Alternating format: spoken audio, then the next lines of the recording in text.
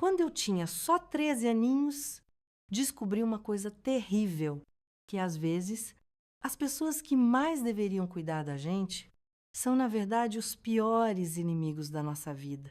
A história que vou contar hoje para vocês é a minha história, um exemplo de tristeza, de depressão, mas maior ainda de superação. Olá, meus queridos e queridas, me chamo Lourdes Maria, mas todo mundo me conhece como Vó Lourdinha.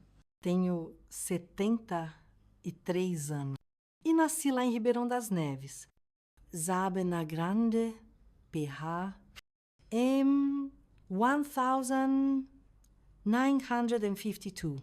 Hoje, vou contar uma história que carreguei aqui, dentro do peito, por mais de 60 anos. Algo que eu nunca falei, nem para os meus próprios filhos. Então, se você está me assistindo agora, meu amorzinho, peço que deixe aquele joinha no vídeo e se inscreva no canal. Porque esse carinho de vocês, nossa, me dá uma coragem para falar de coisas que, mesmo depois de tanto tempo, ainda doem como se fosse ontem. Antes de começar a contar, queria agradecer de coração. Batemos 70 mil inscritos essa semana. É gente pra caramba. Meu Deus do céu. E para agradecer a todos vocês desse nosso Brasilzão tão grande, vamos sortear R$ 200 no Pix no final do mês. Para participar, que facinho. É só estar inscrito aqui no canal, ativar o sininho, curtir o vídeo e comentar aí de onde você está me vendo. Pode ser do Amazonas, pode ser de Santa Catarina, da Paraíba, pode até ser de fora do Brasil. Quero conhecer cada um de vocês. Viu? Bom, minha história começa em 1965. Quando eu tinha 13 anos, éramos uma família simples. Sabe, morávamos numa casinha pequena, de 3 quartos. Lá em Ribeirão das Neves, meu pé, seu Geraldo, trabalhava como motorista de caminhão, fazia frete para tudo quanto é canto de Minas Gerais. Ficava dias fora de casa, às vezes, semanas inteiras. Minha mãe, Dona Conceição, era costureira e lavadeira, pegava a roupa das madames da cidade para lavar e passar. Nossa casa vivia com os varais cheios, sabe, lençóis balançando no vento. Eu era a quarta filha, a única menina. Depois de 3 meninos, o Antônio tinha pedvar arbimner anos, o José, 17, e o Roberto, ser um. Na cabeça do meu pai, ter uma filha depois de 3 marmanjos. Era uma bênção de Deus. Ele me chamava de princesinha. Guardava bala no bolso da camisa para me dar quando chegava de viagem. Me carregava no colo até os 11 anos, mesmo eu já estando grandinha, quando ele estava em casa. Nossa, eu me sentia a pessoa mais protegida do mundo. Mas meu pai estava em casa cada vez menos. As viagens foram ficando mais longas. Os fretes mais distantes, tinha vez que ele passava 20 dias na estrada. E foi numa dessas ausências longas que tudo começou a mudar. Era março de 1965. O calorão ainda estava forte em Minas. Minha mãe tinha ido levar umas roupas para uma cliente. E me deixou em casa com meus irmãos. Cuida da casa. Lourdinha, ele a dit de ser. Seus irmãos vão ficar aí, qualquer coisa, pede ajuda para eles. Naquela tarde, eu estava lavando louça na pia da cozinha, quando senti alguém atrás de mim. Era o Antônio, o mais velho. Ele chegou perto de mim, de um jeito que nunca tinha chegado antes. Lourdinha, você está virando mocinha. Sébia, ele disse com uma voz diferente, que me deu um arrepio na espinha. Tentei me afastar, mas ele me segurou pelo braço. Que isso? Tonho? Perguntei assustada. Me solta.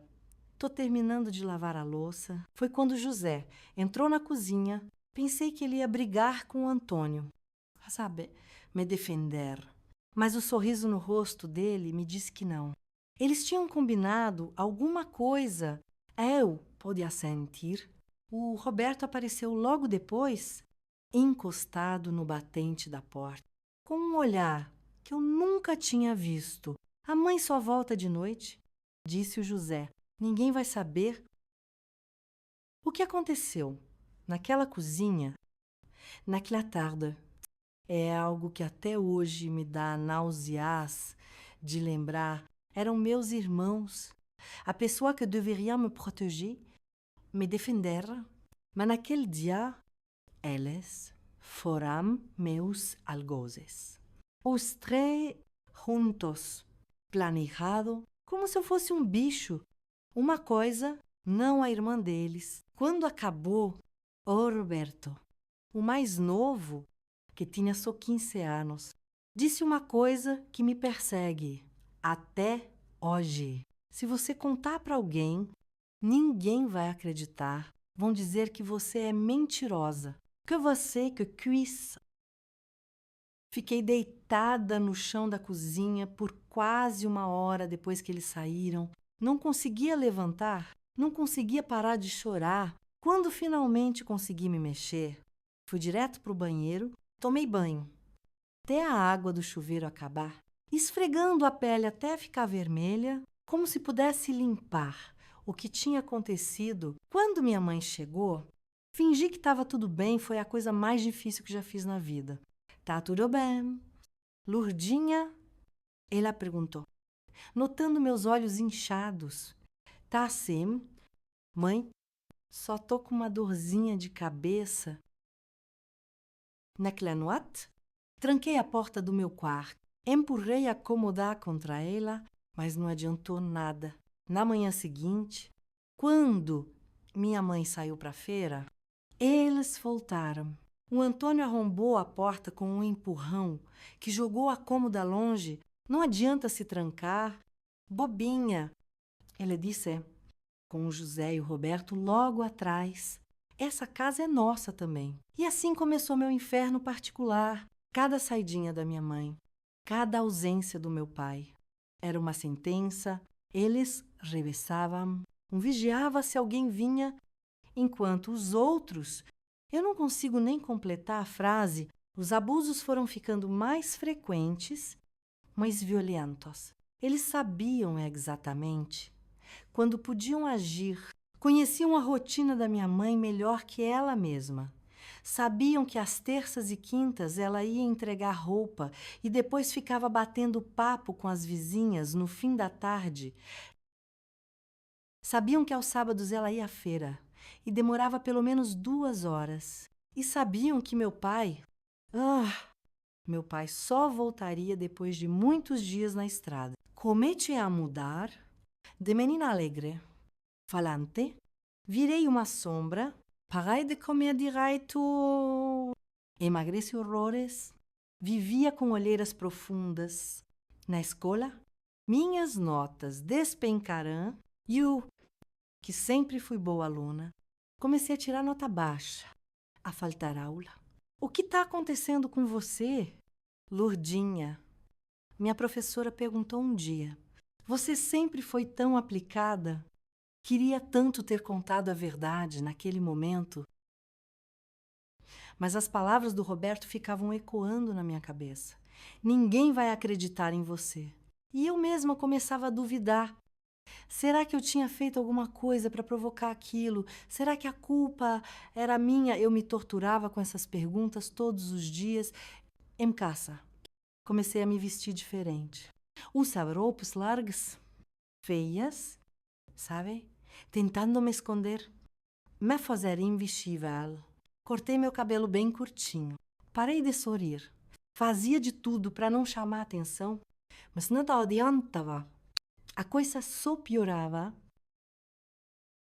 Daí, depois de um abuso particularmente violento, O José me segurou pelos braços, enquanto o Antônio se aproximava do meu rosto. Se você tentar contar para o pai quando ele voltar, ele disse, a gente vai dizer que você deu em cima da gente, que você anda provocando os meninos da escola também, que você não presta. Quem você acha que ele vai acreditar nos 3 filhos homens? Ou na menina que anda se comportando toda estranha? A manipulação deles era cruel, calculada. Sabiam direitinho o que dizer para me manter em silêncio. Pra me fazer santas. Julpada. Começaram até a inventar histórias para minha mãe. Diziam que tinham me visto conversando com os meninos mais velhos na esquina. Lurdinha tá ficando assanhadinha. Mãe, dizia o Antônio, na mesa do jantar. Outro dia vi ela de papo com um rapaz que já trabalha. Minha mãe me olhava desconfiada, preocupada. É verdade isso. Menina? Não, mãe, juro que não. Ela tá mentindo. Insistia o José. A gente viu a Upucu. Eles foram destruindo minha relação com a minha mãe também. Ela passou a desconfiar de mim, a me vigiar mais. Mas não do jeito que eu precisava. Vigiava para ver se eu não estava dando motivo para os rapazes, sabe? Se não estava me comportando como não devia. A única coisa que me dava alguma força era pensar na volta do meu pai. Quando ele estivesse em casa, eles não ousariam se aproximar. Meu pai sempre foi meu protetor. Me héroï. Se ele soubesse, mas como contar? Como fazer ele acreditar? Eu não tinha coragem. Eu não tinha humanoite. Depois de um abuso particularmente violento dos 3, comecei a sangrar muito. Não era menstruação, não era algo pior. Senti uma dor tão forte, mas tão forte, que desmaiei no banheiro. Acordei no chão, cercada por poças de sangue, sem força, nem para gritar por socorro. O Roberto me encontrou acima. Vi o pânico nos olhos dele. Você, Antônio, vem cá. Ele gritou. Acho que dessa vez a gente passou dos limites. Eles me carregaram para a cama, limparam o banheiro, trocaram minha roupa. Estavam em pânico. Se alguém descobrir, a gente está ferrado, disse o Antônio. Vamos dizer que ela caiu da escada dos fundos. Me deixaram no quarto, ainda sangrando. Mas menos, a dor era insuportável, mas eu não tinha forças nem para chorar mais. Só rezava, pedindo para Deus me levar dali de qualquer jeito, naquela noite, por um milagre que só posso agradecer até hoje. Meu pai voltou mais cedo de viagem, era para ter chegado só no dia seguinte, mas conseguiu adiantar o serviço. Lembro dele, entrando no quarto, no escuro, para me dar um beijo de boa noite. Como sempre fazia, lembro dele acendendo a luz quando percebeu que algo estava muito errado. Lurdinha, filha, acorda. E ele chamou, me sacudindo de leve. Sua mão tocou o lençol, molhado de sangue.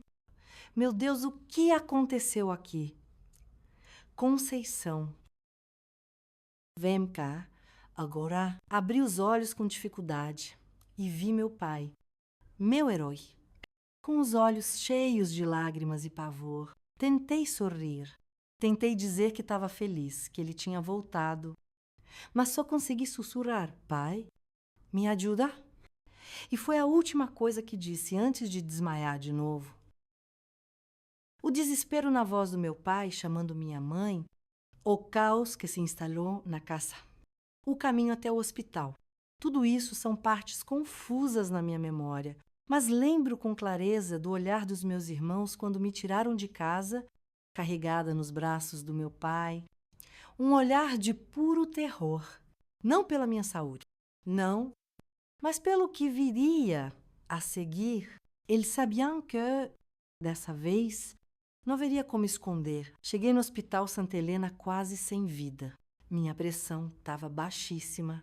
Tinha perdido sangue demais. Ouvia as vozes dos médicos como se estivessem muito longe, sabe, falando coisas que eu não entendia direito. Mas uma frase ficou gravada na minha memória para sempre.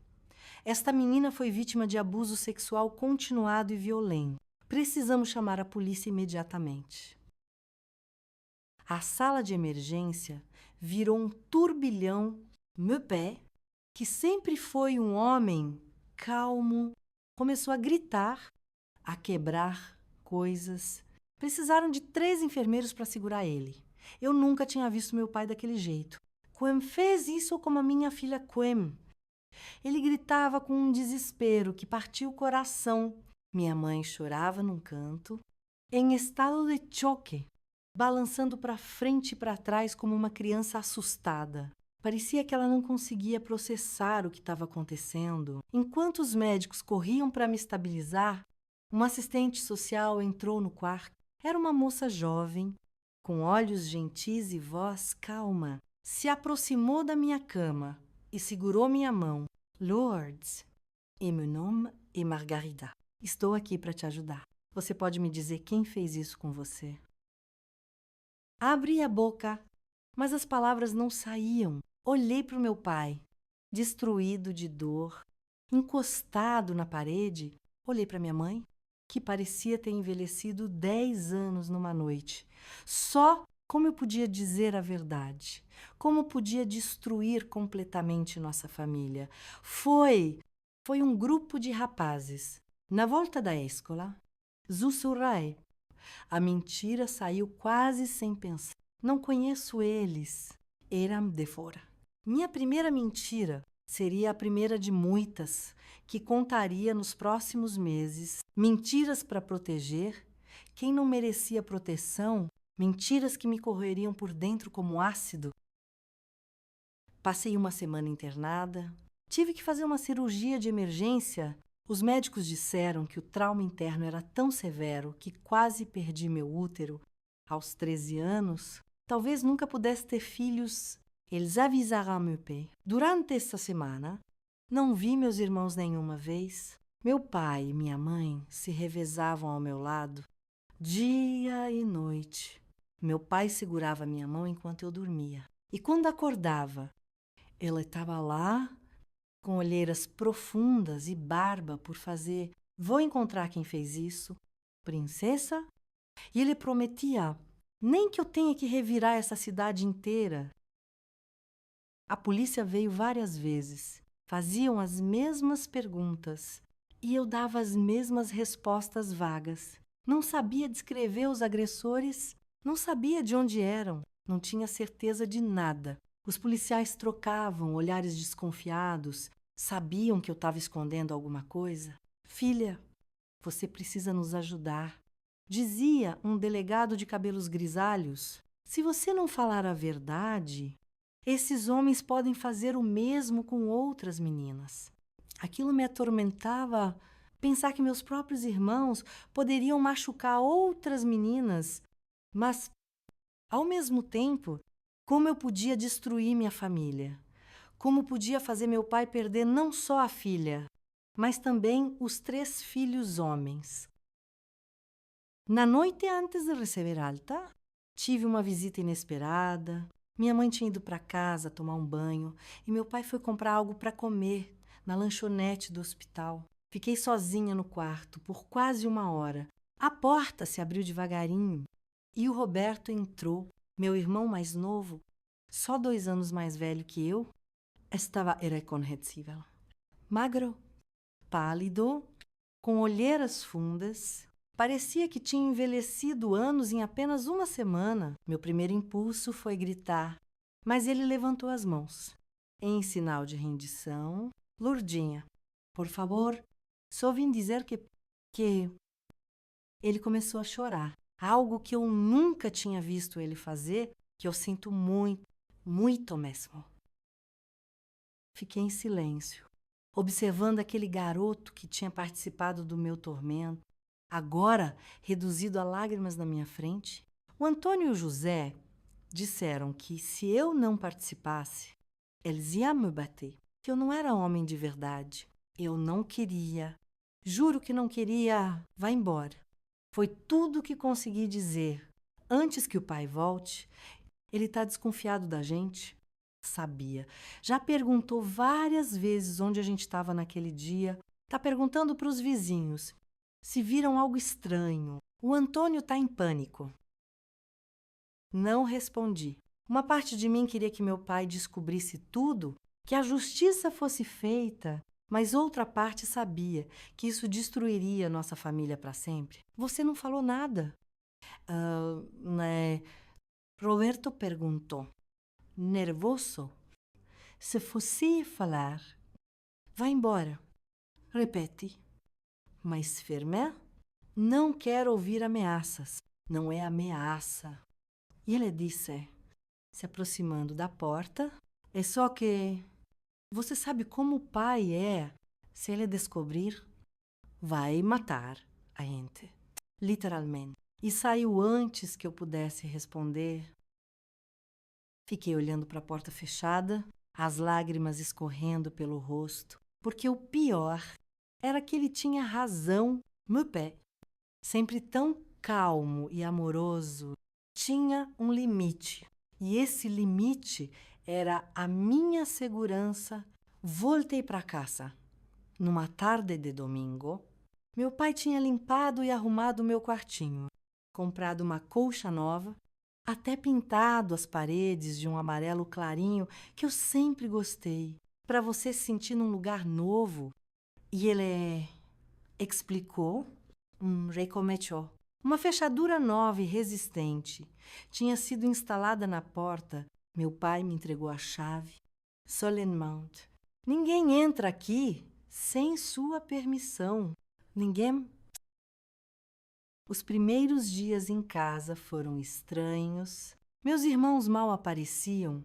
Quando eu estava nos cômodos comuns, saíam cedo e voltavam tarde, evitando encontrar comigo ou com meu pai. Minha mãe tentava agir normalmente, como se tudo fosse voltar ao que era antes. Preparava minhas comidas favoritas, penteava meu cabelo como quando eu era pequena. Tentava me fazer sorrir. Mas havia algo quebrado entre nós, algo que eu não sabia se um dia seria consertado. Filha, você precisa comer. Ela insistia, vendo que eu mal tocava na comida. Precisa recuperar suas forças. Mas como explicar que cada garfada era um esforço imenso, que eu não sentia fome, não sentia nada, além de um vazio enorme? Meu pai estendeu sua licença no trabalho. Disse que não voltaria para a estrada enquanto eu não tivesse completamente recuperada. E enquanto os bandidos não fossem pegos, ele passava dias na delegacia, conversando com investigadores, oferecendo recompensa, fazendo cartazes com a descrição vaga que eu dei dos agressores imaginários. Anuat! Ele sentava na beirada da minha cama e segurava minha mão até eu dormir. Nada de mal vai te acontecer de novo, princesa. E ele prometia nunca mais. Mas o mal já estava feito e vivia sob o mesmo teto.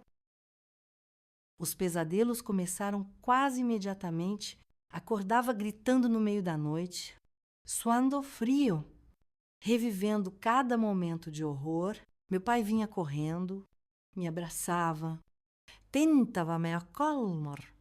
Às vezes eu ficava tão agitada que precisava tomar os remédios que o médico receitou. São só sonhos. Filha, ele dizia, enxugando minhas lágrimas. Eles não podem te machucar, mas não eram só sonhos. Eram memórias, memórias que me atormentariam por décadas. Na escola, as coisas não foram melhores. Apesar de ninguém saber oficialmente o que tinha acontecido comigo, os boatos se espalharam como fogo. Cidade pequena tem ouvido grande e boca maior ainda, né? Olha lá a menina que foi atacada. Sussurravam nos corredores quando voltei às aulas, quase um mês depois. Dizem que fora moment de fora uma gangue inteira. Algumas pessoas me tratavam como se eu tivesse uma doença contagiosa, outras com uma pena tão profunda que era quase pior. Minhas amigas não sabiam como agir perto de mim, o que dizer, como se comportar. Comecei a me isolar cada vez mais. Passava os recreios sozinha, sentada embaixo de uma árvore no pátio, longe dos olhares e cochichos. Minhas notas, que já estavam ruins, pioraram ainda mais. Os professores tentavam ser compreensivos, mas eu via a frustração nos olhos deles. A Lourdes era uma aluna tão promissora. Ouvi a diretora comentar com minha professora quando passei pela sala dela.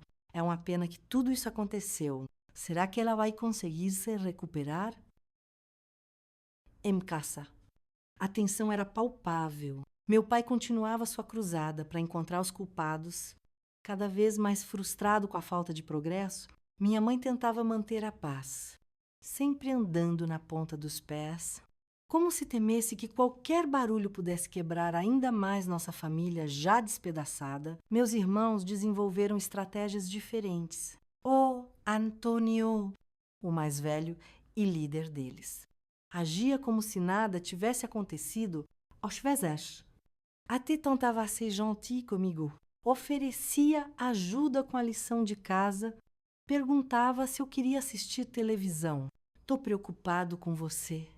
Maninha, Eledícia, com uma falsidade que me dava náuseas. A gente tem que se unir nesse momento difícil. O Rocher, o do meio, optou pelo afastamento total, passava mais tempo fora de casa, arrumou um emprego numa oficina mecânica, chegava só para dormir. Quando éramos obrigados a ficar no mesmo ambiente, como no jantar, ele não levantava os olhos do prato, não falava uma palavra comigo. Oh, Roberto! O mais novo parecia estar tão destruído quanto eu. Emagrecia a olhos vistos, tinha pesadelos. Como os meus, pulava quando alguém o tocava de surpresa. Várias vezes o peguei me observando de longe, com olhos cheios de remorso e medo. Humanoite, cerca de 3 meses após o hospital, ouvi uma discussão violenta no quarto dos meus pais. Meu pai, raramente, levantava a voz. Então fiquei imediatamente alerta. Tem algo errado nessa história toda. Conceição, ela gritava. Você não vê esses meninos estão agindo de um jeito muito estranho? O que você está insinuando? Geraldo, minha mãe respondeu. A votre mula? Pelo amor de Deus, são seus filhos. E ela também é minha filha. Olha para ela, Conceição. Olha o que fizeram com nossa menina. Ela não dorme, não come, não sorri mais. Aqueles olhos não são mais de uma criança. Isso foi culpa daqueles marginais, daqueles bandidos que ninguém viu, que ninguém conhece, que não deixaram nenhuma pista em Ribeirão das Neves, onde todo mundo conhece, todo mundo prendia a respiração. Meu pai estava desconfiando. Seu instinto de proteção estava farejando a verdade por trás das minhas mentiras. O Roberto quase desmaiou quando perguntei onde ele estava naquela tarde. Meu pai, contínuo. O José não consegue nem olhar na minha cara. E o Antônio está agressivo, na defensiva, o tempo todo. Tem algo que não está batendo nessa história.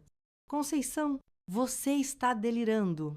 Minha mãe insistiu, mas sua voz traía sua incerteza. É o cansaço, a preocupação. Você não dormiu direito em meses. Vou descobrir a verdade. E meu pai afirmou, com uma determinação que me fez tremer, por bem ou por mal. Fechei a porta do meu quarto e chorei em silêncio até adormecer. A verdade estava se aproximando como uma tempestade no horizonte e quando ela chegasse, varreria tudo pelo caminho. Era uma terça-feira de junho de 1966. Quase 4 meses depois da minha ida ao hospital, aquele dia começou como qualquer outro nessa nova rotina sombria que tínhamos estabelecido. Meu pai saiu cedo para ir à delegacia, como fazia quase todos os dias. Minha mãe estava no quintal, estendendo roupas no varal. Eu estava na sala, tentando me concentrar numa lição de matemática que não conseguia entender. O Antônio entrou na sala, sem fazer barulho. Quando percebi, ele já estava sentado ao meu lado no sofá. Senti meu corpo inteiro congelar de medo. Precisamos conversar. Lourdinha, e ele disse, com aquela voz falsamente gentil que tinha adotado, essa situação não pode continuar assim. Levantei imediatamente, pronta para correr. Mas ele segurou meu braço. Calma, não vou te machucar. E ele disse, mas seu aperto dizia o contrário. Só quero que você entenda uma coisa. O pai está desconfiando da gente. Ontem ele fez um monte de perguntas para o Roberto e o moleque quase entregou tudo. Se isso acontecer, a família inteira vai pro buraco. É isso que você quer. Olhei nos olhos dele. Aqueles olhos que antes eram de um irmão e agora eram de um monstro, e encontrei uma coragem que não sabia que tinha. Solta meu braço agora. Falei entre dentes. Nunca mais encosta em mim. Ele pareceu surpreso com minha reação. Soltou meu braço devagar. Você não entende, né? Se você contar a verdade, o pai vai matar a gente. Literalmente, você quer ter isso na sua consciência. Vocês não pensaram na minha vida quando fizeram o que fizeram? Respondi, com lágrimas escorrendo pelo rosto. Por que eu deveria pensar na de vocês agora? Antônio ficou vermelho de raiva. Se levantou, ficando muito mais alto que eu. Intimidador. Você vai manter essa boca fechada. E ele disse, se aproximando de novo. Ou eu juro que não chegou a terminar a frase. A porta da sala se abriu com violência, batendo na parede. Meu pai estava parado lá, segurando uma pasta de documentos, o rosto branco, como papel. Afasta da minha filha. Ele disse, numa voz que não reconheci, baixa, controlada, mas carregada de uma fúria que nunca tinha visto antes.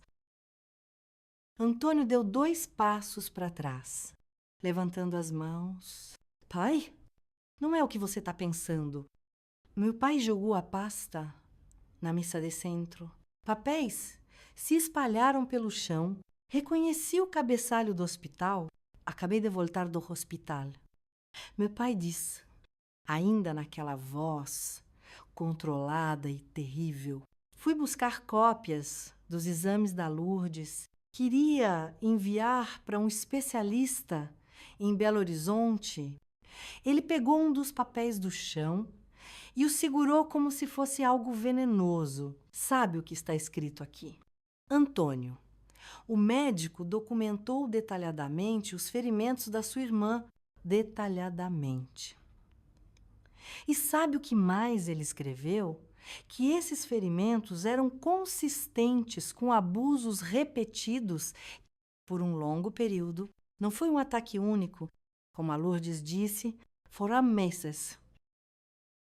Meu pai se virou para mim, com lágrimas nos olhos. Por que você mentiu, filha? Por que protegeu quem fez isso com você?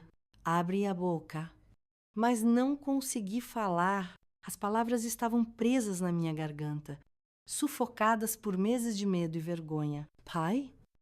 Ela está confusa? Antônio tentou intervir. Os médicos mesmo disseram que o trauma pode afetar a memória. Cala a boca. Meu pai rugiu, finalmente perdendo o controle. Eu ouvi o final da conversa de vocês. Você vai manter essa boca fechada. O que ela precisa manter em segredo? Antônio, o quê? Nesse momento, a porta da cozinha abriu e o José entrou, parou assim que viu a cena na sala, como um bicho pego na mira de uma espingarda. Que bom que chegou!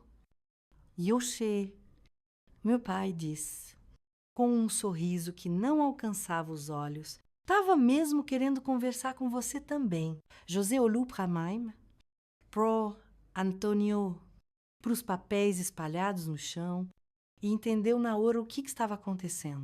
Pai, eu posso explicar. Ele começou, mas meu pai ergueu a mão. O interrompendo, vai chamar sua mãe. Meu pai ordenou. E depois acho Roberto. Quero todo mundo nessa sala em 5 minutos. José, e tu? Claramente considerando fugir, mas algo no olhar do meu pai o fez obedecer, saiu em direção ao quintal, chamando minha mãe. Meu pai se aproximou de mim e segurou minhas mãos. Lourdes, filha, preciso que você seja corajosa agora. Preciso que conte a verdade, toda a verdade, não importa o quão dolorosa seja. Olhei para o Antônio, que me encarava com um ódio palpável. Olhei para a porta por onde o José tinha saído, pensei no Roberto, que provavelmente estava em algum canto da casa, escondido de seus próprios pesadelos. Foram eles. Pai, sussurrai.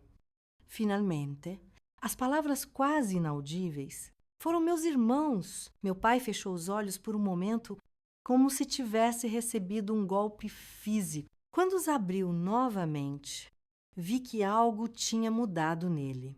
Para sempre. Há quanto tempo? E ele perguntou. A vous tremula. Desde março, quando o senhor fez aquela viagem longa para Goiás. 3 meses. E ele murmurou, fazendo as contas, mais 2, 3 meses. Minha mãe entrou correndo na sala. Com um rosto preocupado, José vinha logo atrás, pálido como um fantasma. O que está acontecendo? Geraldo? Ela perguntou, olhando para a cena caótica. Onde está o Roberto? Meu pai perguntou, ignorando a pergunta dela. Não sei. José respondeu. Não está no quarto, nem no quintal. Não importa. Meu pai disse... Se levantando, a Lourdes acabou de me contar a verdade sobre quem realmente a machucou. Minha mãe levou a mão à boca, os olhos arregalados de horror. Ela sábia, no fundo, talvez sempre soubesse. Não é verdade. Antônio disse, tentando manter a pose. Ela está confusa, traumatizada. Está inventando isso. É verdade. Sem infalai, com uma força que não sabia que tinha. Vocês 3, desde março, todas as vezes que a mãe saía. Minha mãe caiu de joelhos no chão, soluçando. José encostou na parede como se suas pernas não pudessem mais sustentar. Antônio continuou de pé, desafiador. Mas seu rosto tinha perdido toda a cor. O que aconteceu em seguida foi como uma explosão em câmera lenta. Meu pé, sempre tão calmo e contido, se transformou numa força da natureza. Avançou sobre o Antônio com um rugido que parecia vir das profundezas da terra. O primeiro soco pegou meu irmão de surpresa.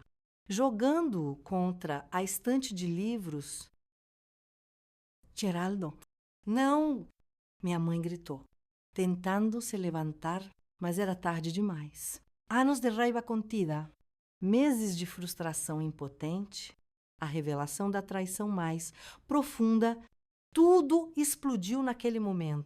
Meu pai ergueu Antônio pelo colarinho e continuou batendo, enquanto gritava coisas que eu nunca pensei que ouviria dele.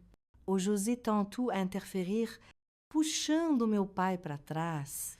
mas acabou levando um golpe que o jogou no chão. Minha mãe gritava. E eu gritava.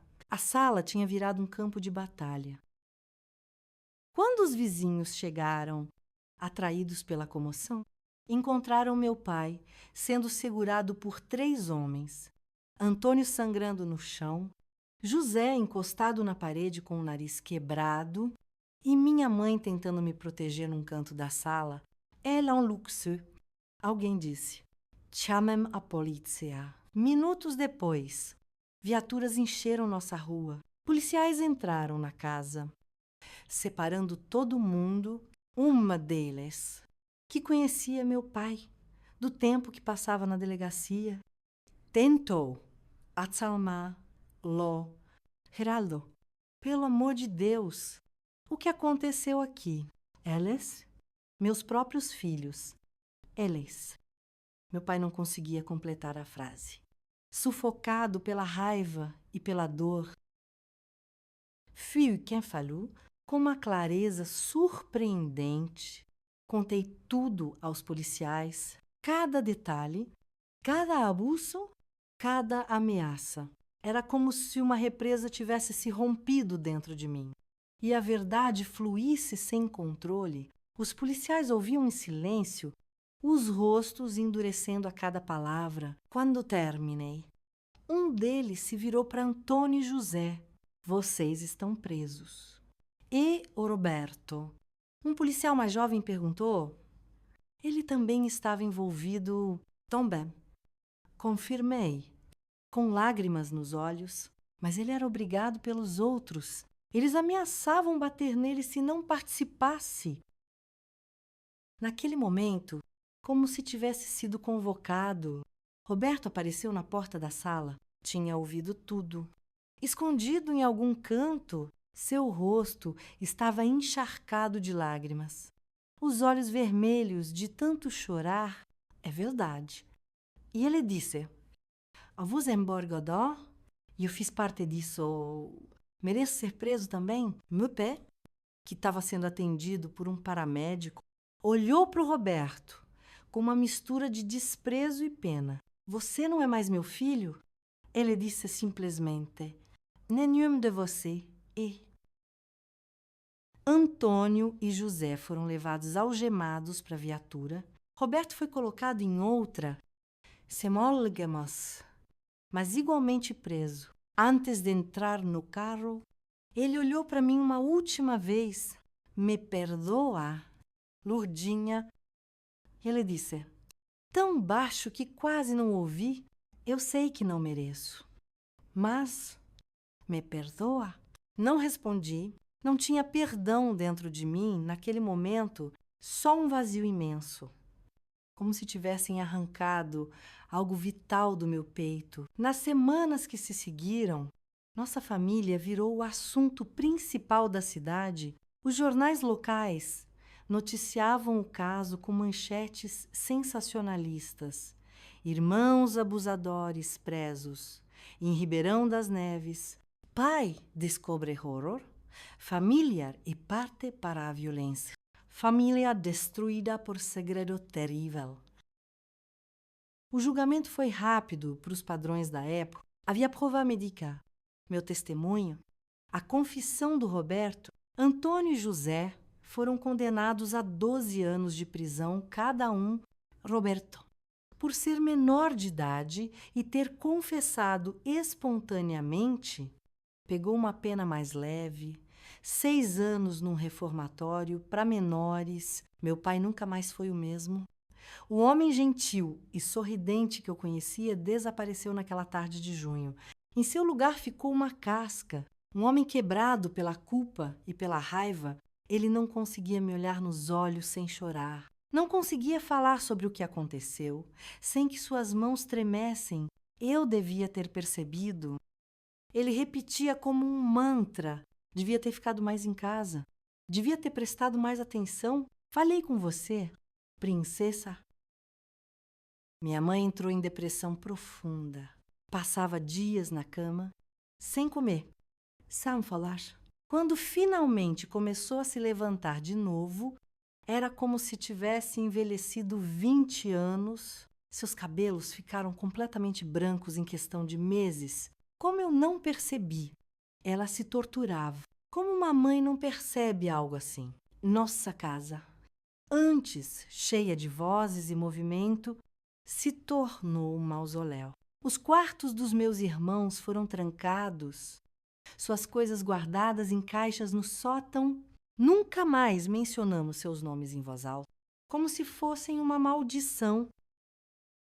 Na escola, a situação ficou insustentável. Todos sabiam o que tinha acontecido. Alguns me olhavam com pena, outros com curiosidade mórbida, como se eu fosse uma atração de circo. Os sussurros me seguiam pelos corredores. Ela, a menina que foi abusada pelos próprios irmãos, dizem que o pai quase matou os filhos quando descobriu. A família inteira ficou louca. Pelo que ouvi dizer, não aguentei. Depois de 2 semanas tentando enfrentar aqueles olhares e cochichos, implorei aos meus pais para me mudarem de escola. Mas meu pai tinha uma ideia diferente. Vamos embora daqui.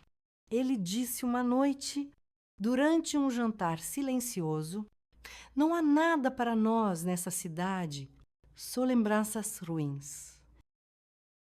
Em agosto de 1966, deixamos Ribeirão das Neves para trás. Meu pai pediu transferência na empresa de transportes e fomos para Ouro Preto, a quase 400 quilômetros de distância, uma cidade onde ninguém nos conhecia, onde não seríamos a família daquele caso terrível. Deixamos para trás a casa, os móveis, as fotografias.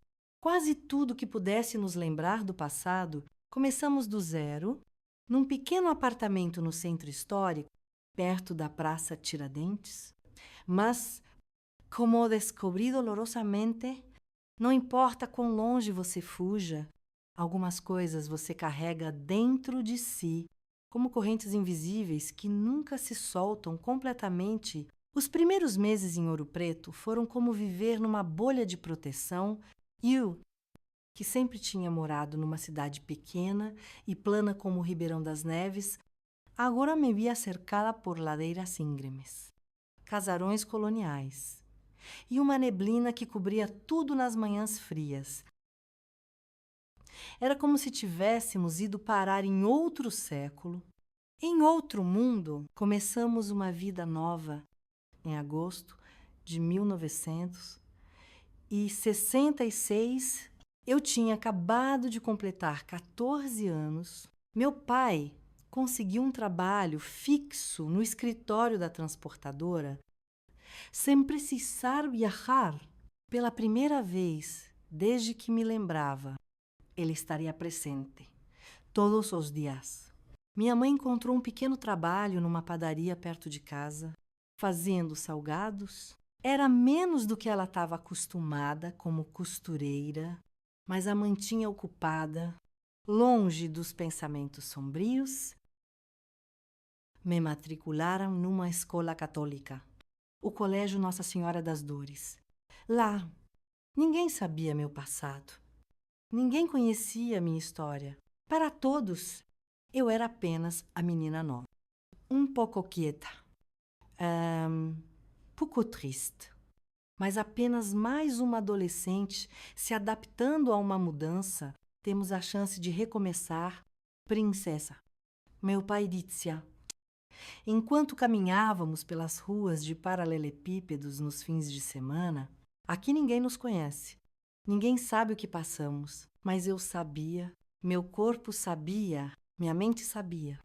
As cicatrizes continuavam lá, algumas visíveis, a maioria invisível aos olhos dos outros. Os pesadelos não pararam com a mudança de cidade. Quase toda a noite acordava gritando, suando frio, sentindo mãos que não existiam me tocando. Meu pai sempre corria para o meu quarto, me abraçava até eu parar de tremer. Às vezes, ficava a noite inteira sentado numa cadeira ao lado da minha cama, ver passar. Filha, e ele prometia. acariciando meu cabelo. Com o tempo, veio passar, mas não passava. Na verdade, os pesadelos se tornaram mais elaborados, mais realistas. Às vezes, sonhava que meus irmãos tinham escapado da prisão e me encontrado em Ouro Preto. Acordava tão apavorada que não conseguia respirar, como se mãos invisíveis estivessem apertando minha garganta. Meus pais me levaram a um médico que receitou remédios para dormir, mas os remédios não impediam os pesadelos, apenas me deixavam presa neles, incapaz de acordar. Depois de algumas noites ainda piores, parei de tomar luz. Na escola nova, tentei me adaptar. As freiras eram severas, mas justas. As outras meninas tentaram se aproximar, curiosas sobre a aluna transferida no meio do ano letivo. Mas eu construí muros ao meu redor, invisíveis, mas impenetráveis. Você nunca fala da sua antiga cidade. Uma colega chamada Teresa comentou um dia, durante o recreio, tem saudade de lá. Não, responde secamente. Não tenho saudade de nada de lá. E seus amigos, sua família. Não quero falar sobre isso. Logo desistiram de tentar arrancar informações de mim. Fiquei conhecida como a esquisita, a antipática, a que não tem amigos. E eu preferia assim. Amizade significava confiança. E eu não sabia mais como confiar em casa. Meus pais tentavam reconstruir alguma normalidade. Minha mãe decorou o pequeno apartamento com flores, cortinas coloridas, pequenos objetos que comprava no mercado. Meu pai trazia livros, chocolates, qualquer coisa que achasse que pudesse me fazer sorrir, mas havia um fantasma entre nós, ou melhor, 3 fantasmas. Nunca falávamos sobre meus irmãos, nunca mencionávamos seus nomes. Era como se eles tivessem morrido, como se nunca tivessem existido. Mas sua ausência era uma presença constante, um buraco negro que sugava toda a alegria. À noite, ouvia minha mãe chorar baixinho no quarto dela. Meu pai tentava consolá-la, mas como consolar uma mãe que perdeu 3 filhos para a prisão e descobriu que eles eram monstros? Como lidar com a culpa de não ter percebido, não ter protegido a filha mais nova? Eu deveria ter visto. Geraldo? Ela dizia entre soluços. Como uma mãe não percebe algo assim? Não é culpa sua. Conceição? A meu pé respondia, com uma voz cansada que não convencia nem a ele mesmo. Ele se enganaram a todos nós. 6 meses depois de nos mudarmos para Ouro Preto, um envelope chegou pelo correio. Era do reformatório estadual para menores infratores, uma carta do Roberto. Me pé ficou furioso. Quis queimar sem abrir. Minha mãe implorou para ler. Eu só fiquei ali, paralisada, olhando para aquele pedaço de papel que tinha o poder de reabrir todas as feridas, endereçada a Lourdes.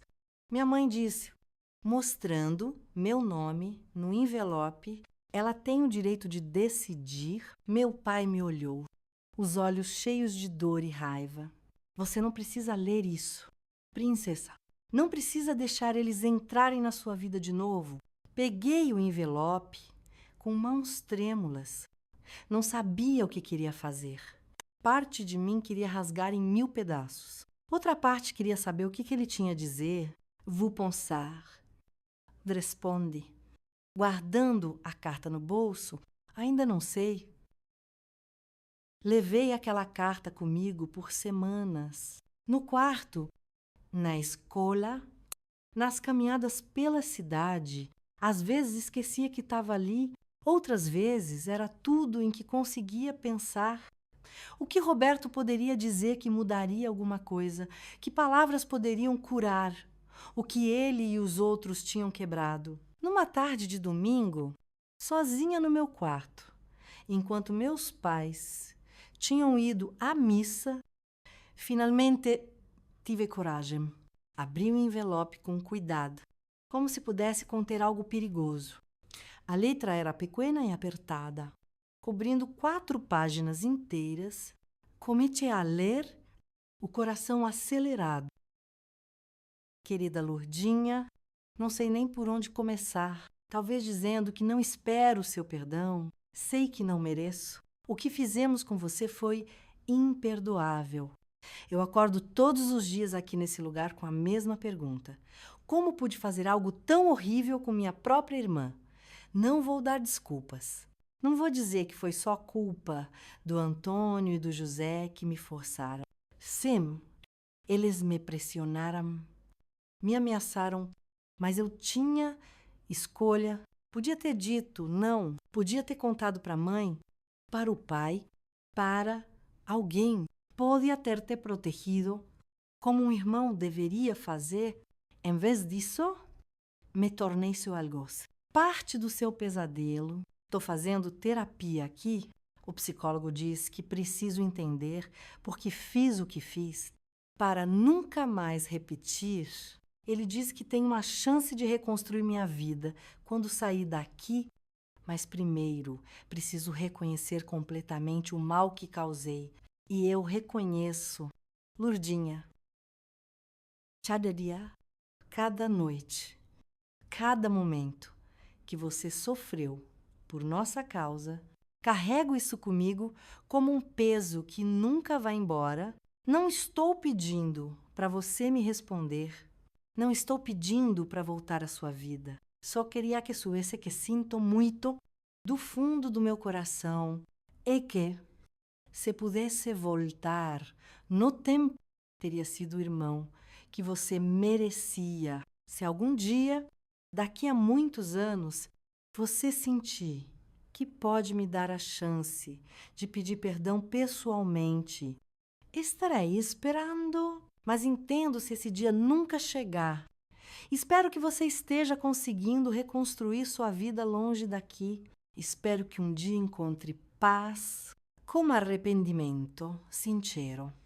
Roberto, quando terminei de ler, percebi que estava chorando. Não eram lágrimas de tristeza ou raiva, mas algo diferente, algo que não conseguia nomear, uma mistura confusa de emoções que me deixou exausta.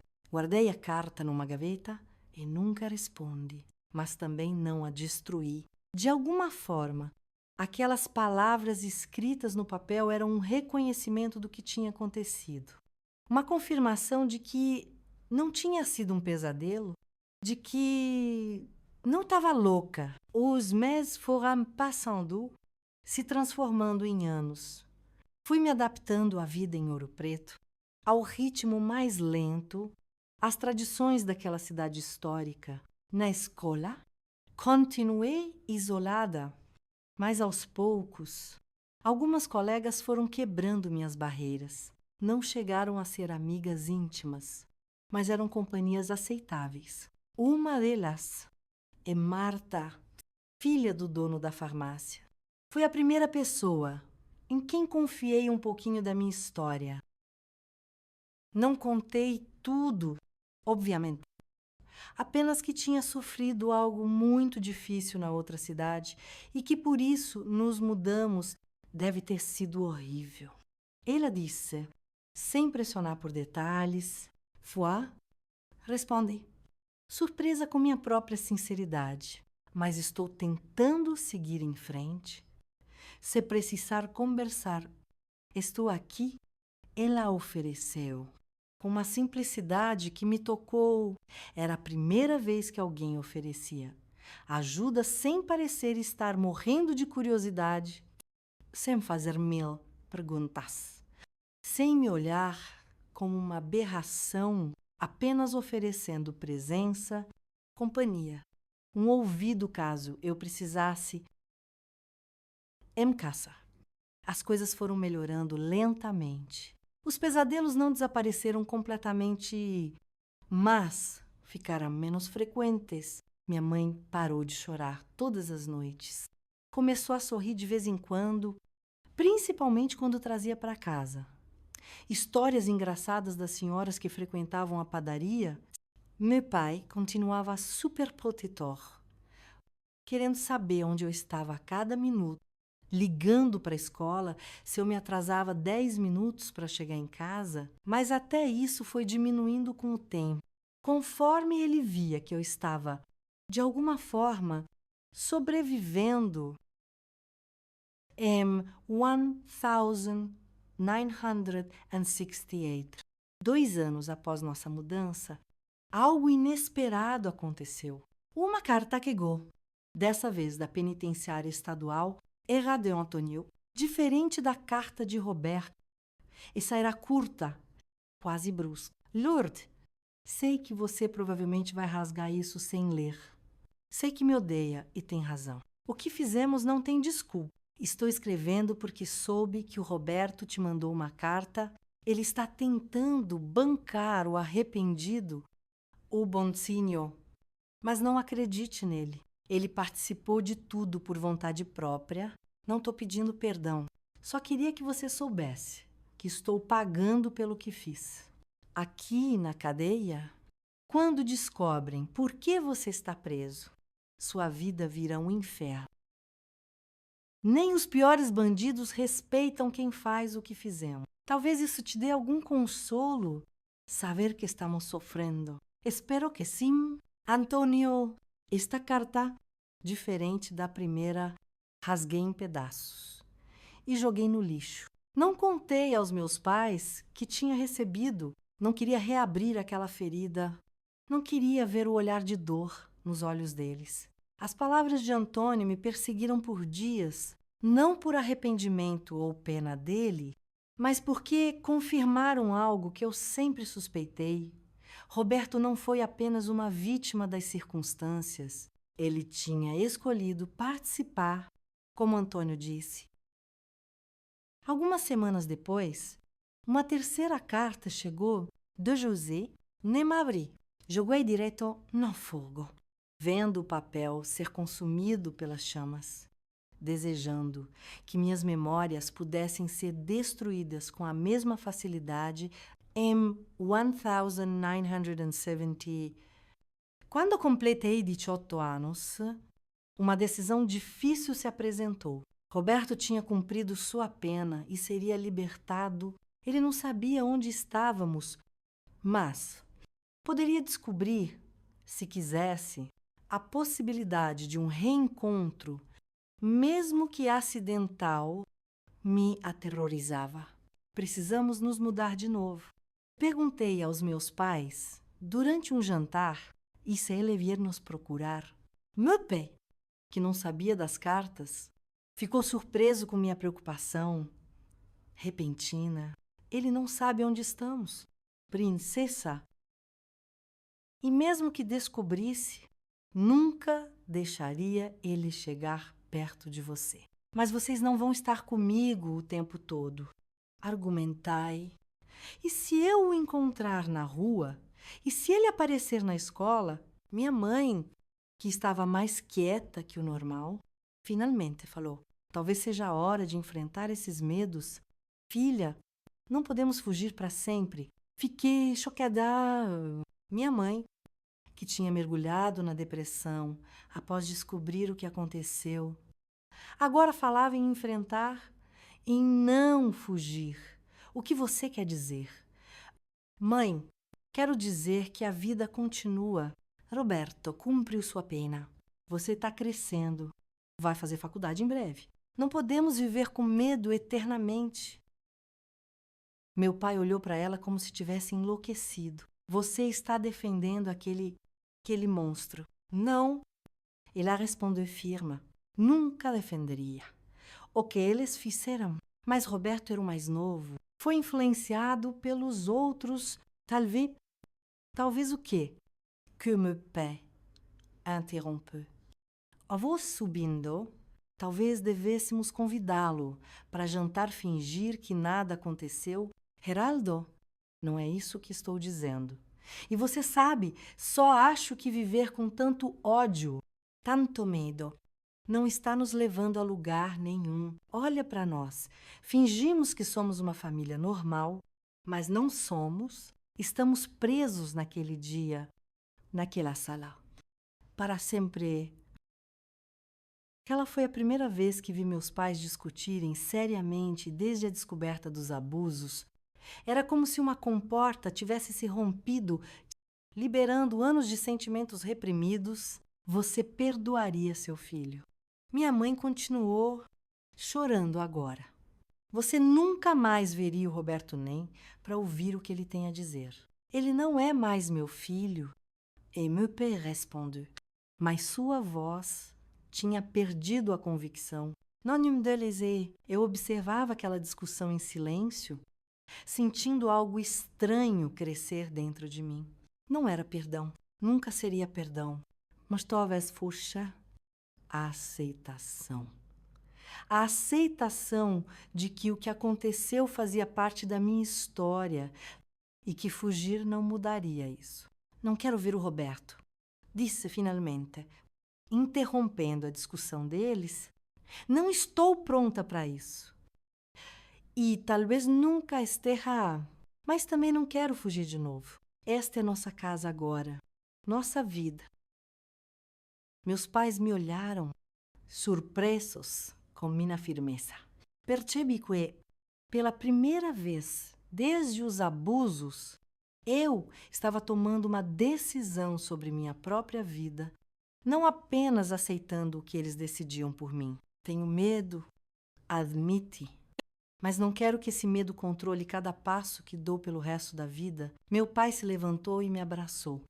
Forte, como quando eu era pequena. Você é a pessoa mais corajosa que conheço, princesa.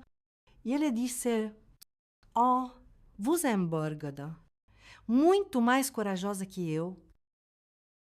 Aquela noite marcou uma virada na nossa família. Não foi uma cura mágica, não. Os cicatrizes continuaram lá, os pesadelos ainda apareciam ocasionalmente, as lembranças dolorosas às vezes surgiam do nada, mas algo tinha mudado fundamentalmente. Pela primeira vez, desde que tudo aconteceu, senti que poderia ter um futuro que não fosse completamente definido pelo meu passado. M1971. Fui aceita na Faculdade de Pedagogia em Belo Horizonte e ia me mudar. Viver numa república com outras estudantes, começar uma vida independente. Meus pais estavam orgulhosos, mas também apavorados. Tenho certeza que está pronta. Filha, minha mãe perguntou, enquanto me ajudava a arrumar as malas. Belo Horizonte é uma cidade grande, perigosa. Estou pronta. Mãe, responde, surpreendendo a mim mesma com a certeza na minha voz. Não posso deixar o medo me impedir de viver. Naquela noite, véspera da minha partida, tive um sonho diferente. Não era um pesadelo como os tantos que me atormentaram por anos. Era um sonho de libertação. Sonhei que estava num campo aberto, sob um céu azul infinito, e que podia correr sem parar, sem nada que me prendesse, sem ninguém me perseguindo. Acordei com lágrimas nos olhos, mas pela primeira vez em muito tempo, eram lágrimas de esperança. Belo Horizonte. M1971. Era um mundo completamente diferente de Ouro Preto. Prédios altos substituíram as casinhas coloniais, avenidas largas no lugar das ruelas de pedra. Multidões de desconhecidos em vez de rostos familiares. Nos primeiros dias na República Estudantil, senti medo, aquele medo antigo que me acompanhava como uma sombra, mas havia algo diferente agora. Uma determinação nova, uma força que não sabia que existia dentro de mim. A República ficava no bairro da Savassi, uma área movimentada e cheia de jovens. Éramos 6 moças, dividindo um apartamento de 3 quartos. Minhas colegas eram barulhentas, alegres. cheias de planos e sonhos, tão diferentes de mim, que carregava cicatrizes invisíveis que ninguém ali conhecia. Lourdes, você é sempre tão quietinha, disse a Cristina. Minha colega de quarto, uma moça de Juiz de Fora, que estudava Direito, tem que ser-me. Aproveitar a vida. Ao pouco, fui me abrindo não sobre meu passado. Isso continuava sendo um segredo guardado a 7 chaves, mas sobre meus gostos, minhas opiniões, meus sonhos para o futuro. Descobri que gostava de música, especialmente Roberto Carlos, que estava fazendo um sucesso danado naquela época, que tinha talento para desenhar, que adorava crianças pequenas. Você vai ser uma professora incrível. Cristina me disse um dia, depois de me ver ajudando o filho da vizinha com a lição de casa: tem paciência, tem carinho, é disso que as crianças precisam. A faculdade de pedagogia abriu meus horizontes de maneiras que nunca imaginei. Aprendi sobre desenvolvimento infantil, psicologia, métodos de ensino. Cada aula era como uma janela se abrindo para um mundo novo, um mundo onde eu podia fazer a diferença na vida de outras crianças. As experiências traumáticas da infância podem marcar profundamente o desenvolvimento emocional, explicou minha professora de psicologia educacional um dia. Mas, com apoio adequado, a resiliência humana é surpreendente. Aquelas palavras tocaram algo profundo em mim. Resiliência.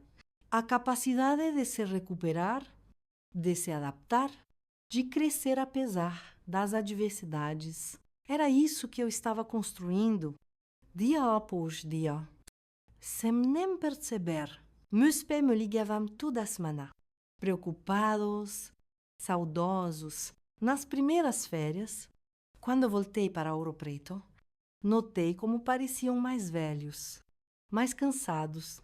Meu pé, que sempre foi um homem forte, agora tinha os ombros curvados, como se carregasse um peso invisível. Minha mãe, apesar de sorrir mais, tinha um olhar distante às vezes, perdida em pensamentos que eu só podia imaginar. Vocês estão bem? Perguntei durante um jantar. Estamos, a meu père respondeu, segurando a mão da minha mãe sobre a mesa. Só sentimos sua falta, princesa. Naquela visita, percebi que não era só eu que precisava seguir em frente. Meus pais também estavam presos no passado, revivendo aquele dia terrível, vez após vez. Era como se o tempo tivesse parado para nós. 3 de junho de 1966, vocês precisam viver também. Disse a eles na noite, antes de voltar para Belo Horizonte, não podem passar o resto da vida só esperando minhas visitas, preocupados comigo. Meu pai sorriu, aquele sorriso triste que tinha se tornado sua marca. É mais fácil falar do que fazer? Filha, Oisai, responde, abraçando, acredite em mim. Eu sei. De volta a Belo Horizonte, mergulhei nos estudos com ainda mais determinação. Não estava apenas construindo um futuro para mim. Estava tentando provar que era possível superar o passado, que as cicatrizes podiam se tornar marcas de uma batalha vencida. No 2º ano da faculdade, conheci o João. Ele estudava engenharia na UFMG e morava numa república próxima da nossa. Nos conhecemos numa festa de aniversário de uma amiga em comum. Ele me ofereceu um copo de refrigerante, comentou sobre a música que tocava e conversamos por horas sobre tudo e nada. João era diferente dos outros rapazes que tentaram se aproximar de mim. Não era insistente, não tentava me impressionar. Tinha uma calma, uma gentileza natural que me fazia sentir segura perto dele. Posso te ligar qualquer dia desses. Ele perguntou quando a festa estava acabando. Hesitei. Relacionamentos não faziam parte dos meus planos. A ideia de intimidade de confiar em alguém a esse ponto me aterrorizava. Só para conversar, ele acrescentou, percebendo minha hesitação, sem pressão. Assenti, sentindo um misto de medo e uma emoção nova que não conseguia nomear. João ligou 3 dias depois e na semana seguinte, na outra, nossas conversas eram simples, sobre livros, filmes, aulas, o futuro. Ele nunca perguntava sobre meu passado, nunca forçava assuntos que me deixavam desconfortável. Em nosso primeiro encontro, a sós, fomos ao cinema ver Love Story, que estava fazendo um sucesso danado na época. Quando ele tentou segurar minha mão no escuro, reagi instintivamente, me afastando como se tivesse levado um choque. Desculpa. E ele murmurou, é só me insistir. Não vou fazer nada que você não queira. Aquela frase, tão simples, tão óbvia, mas tão poderosa, ficou ecoando na minha cabeça por dias. Não vou fazer nada que você não queira. Era a primeira vez que alguém me dizia isso, que reconhecia meu direito de dizer não, de estabelecer limites. Nas semanas seguintes, nossa amizade cresceu. João era paciente, respeitoso, nunca ultrapassava os limites que eu estabelecia. Quando finalmente tive coragem de segurar sua mão durante um passeio pelo parque municipal, senti algo que não experimentava há anos paz. Tem algo no seu passado que te machucou muito, não é? João perguntou um dia, enquanto estávamos sentados à beira da Lagoa da Pampulha. Não precisa me contar, só quero que saiba que, quando estiver pronta, se um dia estiver, estarei aqui para ouvir. Senti lágrimas nos olhos. Como ele sabia, como entendia tão bem o que eu sentia, sem que eu precisasse explicar. Obrigada. Foi tudo o que consegui dizer. Nossa relação avançou lentamente. No MU ritmo, cada barreira que eu conseguia superar era celebrada como uma vitória. O primeiro beijo, meses depois de nos conhecermos, a primeira vez que falei sobre minha família, ainda que superficialmente, a primeira vez que o apresentei aos meus pais, durante uma visita deles a Belo Horizonte, meu pé, sempre protetor, o examinou com olhos desconfiados. Minha mãe, mais intuitiva, percebeu imediatamente que João era especial. Ele tem olhos bons. Ela me disse depois. Quando estávamos sozinhas, olhos de quem respeita. Emma, 1974. No meu último ano de faculdade, recebi uma notícia que abalou meu mundo novamente. Antônio e José haviam sido libertados por bom comportamento após cumprirem pouco mais da metade de suas penas. A carta que me informava sobre isso veio do meu antigo advogado em Ribeirão das Neves, que achava que eu deveria saber. Eles não sabem onde você está. E ele garantiu na carta, e foram proibidos de tentar entrar em contato. Mesmo assim, o medo voltou com força total. E se eles me procurassem e se quisessem se vingar por terem sido presos por dias? Não consegui dormir. Voltei a ter pesadelos. Comecei a ver perigos em cada sombra. João percebeu que algo estava errado, mas não pressionou, apenas esteve lá, oferecendo apoio, silencioso, respeitando meu espaço. Foi nesse momento que tomei uma decisão que mudaria minha vida para sempre. Estava cansada de fugir, cansada de permitir que o medo controlasse minha existência.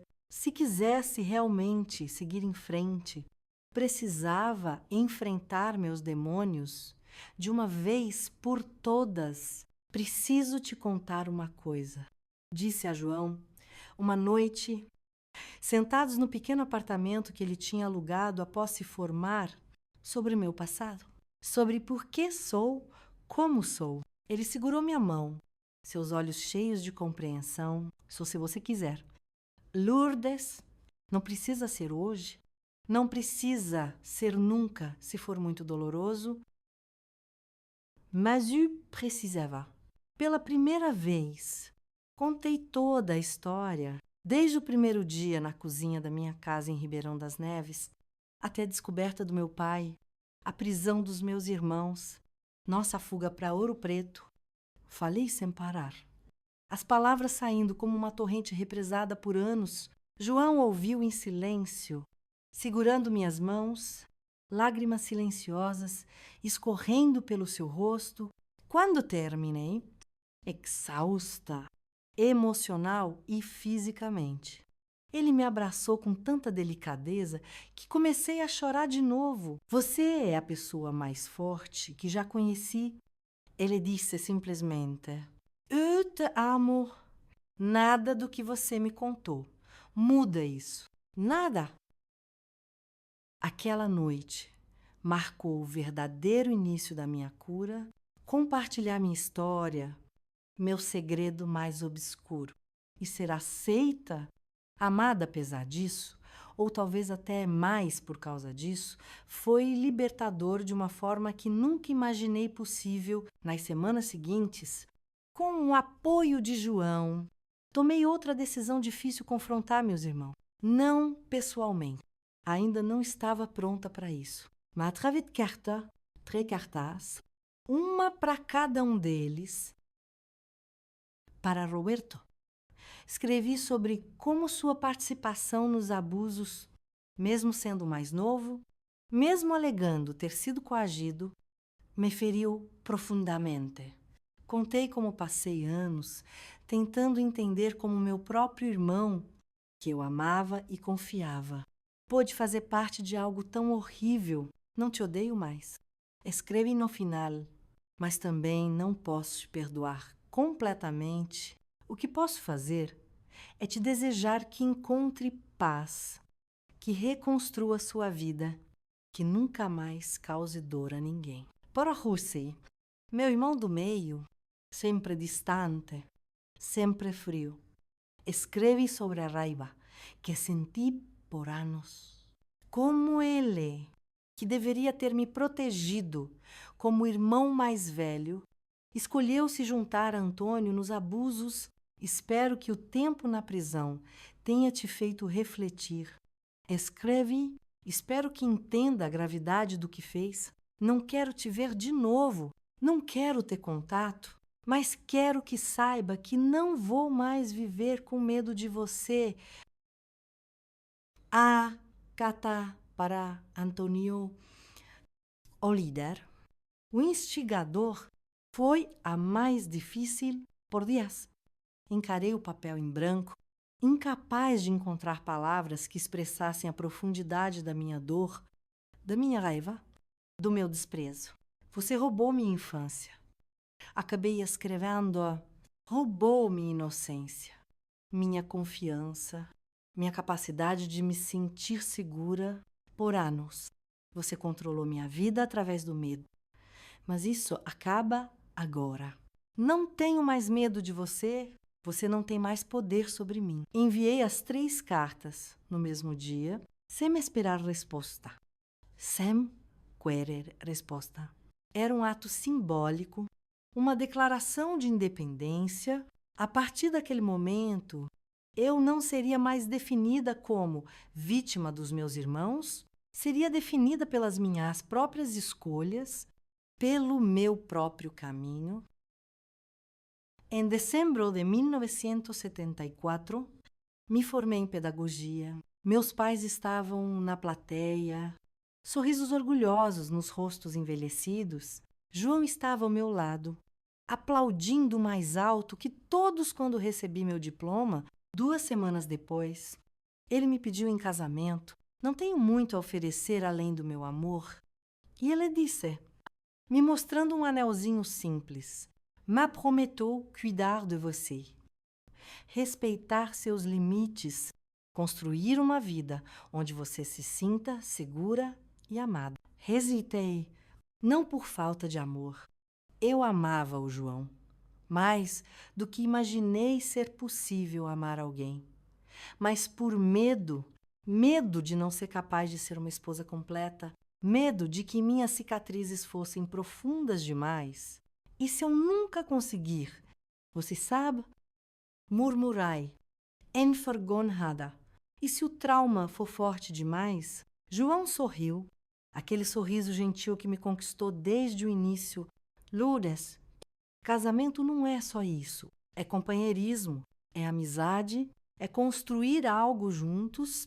O resto vem quando vier, se vier, e se não vier, ainda teremos tudo isso. Nos casamos em março de 1975, numa cerimônia simples em Ouro Preto. Foi um dia ensolarado, perfumado por flores de pé. Meu pai me levou ao altar. Lágrimas nos olhos. Você merece toda a felicidade do mundo, princesa. E ele sussurrou: todo dia agradeço a Deus por você ter sobrevivido, por ter se tornado essa mulher incrível. Nossa vida de casados começou num pequeno apartamento em Belo Horizonte. João trabalhava numa empresa de construção. Eu consegui um emprego como professora numa escola primária. Éramos jovens, apaixonados, cheios de sonhos. A intimidade física foi um desafio. Como esperávamos, houve noites de lágrimas, de memórias dolorosas, ressurgindo de pânico. Mas João nunca me pressionou, nunca demonstrou frustração, esperou pacientemente, me amando, do jeito que eu podia aceitar. M1976. Descobri que estava grávida. Foi um misto de alegria e terror. Os médicos haviam dito que talvez nunca pudesse ter filhos, devido aos danos causados pelos abusos, e parte de mim temia não saber como ser mãe, como proteger uma criança. Quando minha própria infância tinha sido tão violada, vamos conseguir? João me assegurou, segurando minha mão, enquanto olhávamos o primeiro ultrassom juntos. Maria nasceu em janeiro de 1977, uma menina saudável, com os olhos do pai, e Ditzia, a meu sorriso. Segurar lá nos braços pela primeira vez foi como um milagre. Tão pequena, tão perfeita, tão confiante no mundo, sem ideia do mal que poderia existir. Vou te proteger, prometi, beijando sua testa mácia. Sempre ser mãe me curou de formas que nunca imaginei possíveis. Ver a Maria crescer, confiando completamente em mim. Me mostrou que eu podia ser forte, que podia proteger, que podia amar sem reservas. Quando Pedro nasceu em 1980 e depois a Ana em 1983, nossa família estava completa. Meus pais envelheceram vendo os netos crescerem, encontrando nos pequenos uma alegria que pensei que nunca mais veriam. Meu pai, especialmente, parecia reviver através deles, brincando, contando histórias, sendo o avô carinhoso que sempre esteve destinado a ser M1985. Recebi uma carta inesperada. Era de Roberto. Não abri imediatamente. Deixei-a sobre a mesa da cozinha por dias, insegura sobre o que fazer. Finalmente, num domingo quieto, enquanto as crianças brincavam no quintal e João lia o jornal, tomei coragem. Querida Lourdes, recebi sua carta anos atrás e entendi sua posição. Não esperava resposta, nem estou esperando agora.